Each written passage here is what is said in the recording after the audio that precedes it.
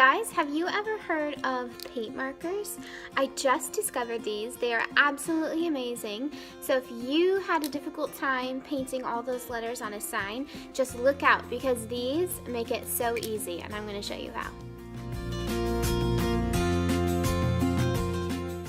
Before you paint the letters, you first need to build the frame. I measure and cut my trim boards. If you would like some more information on this, please make sure to check out the links below. Next, stain the trim in a dark walnut finish. Staining the wood is just like painting them, except the stain needs to set for about 5 to 10 minutes before you then wipe them down with a rag.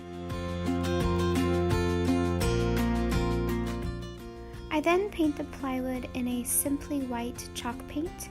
This chalk paint is from Michaels and has really good cover. Next, I used wood glue to secure the frame to the backboard. Turning the board over, I applied a small bead of glue to the trim. Make sure to not apply too much or it will bleed when you press it down onto the backboard. Once the trim has been glued to the backboard, you need to clamp the trim down to the backboard as it dries. But like most people, I don't have any clamps and I don't want to buy them just for this project. So I ended up using a bunch of canned soup. They're heavy, especially refried beans. They worked really well.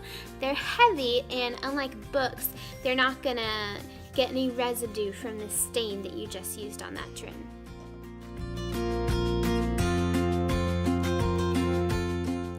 To make the stencil, download and print the template found in the links below.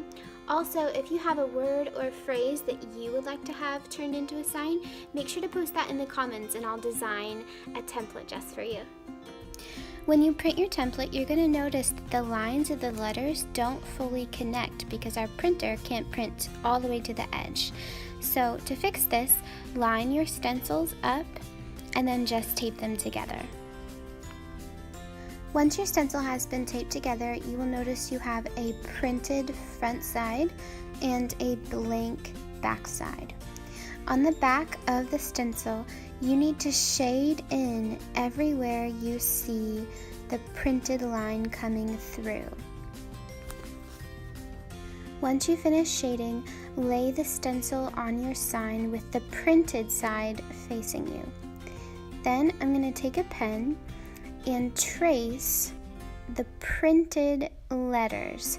What I'm actually doing is pressing the pencil lead down into the wood.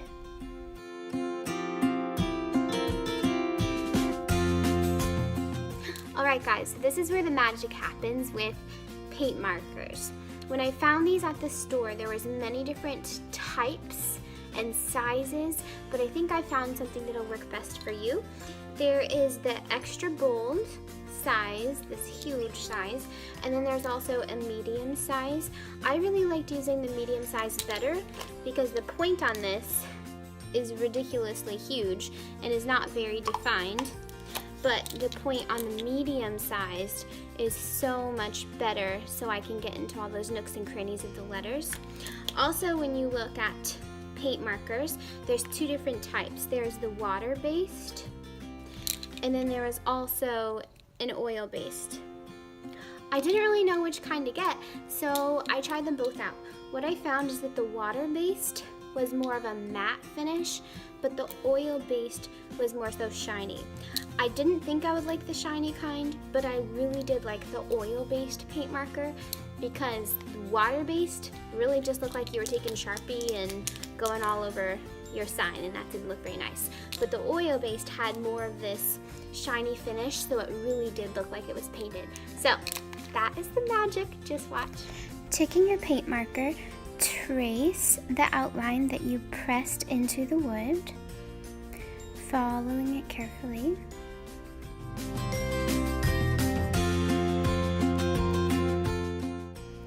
Then, once you have the outline traced, fill in the edges and fill in your letters.